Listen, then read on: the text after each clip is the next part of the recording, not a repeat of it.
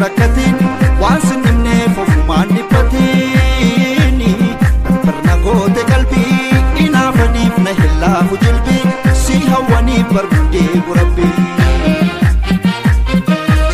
cabbii gurraachan qabu qaqallatteedhaaf lafeen hin cabu qaqallatteedhaaf lafeen hin cabu iyyuu atis gurraachessanii miidhama koonatti leellisanii du'a lubbuuti sinnii su'anii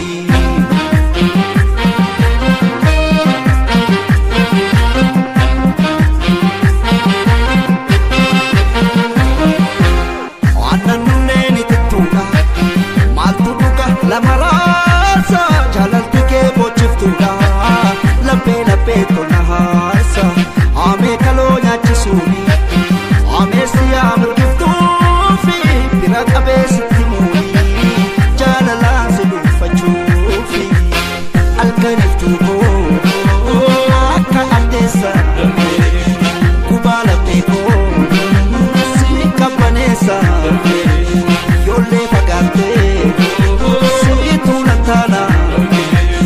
Chabala fiko, situ walana.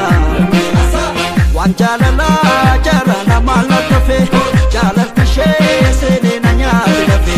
Garbata meka tantare yo kufe, kufade tanka echite sitafe. Jalate sitafe, silate sitafe, achite sitafe, jalate sitafe.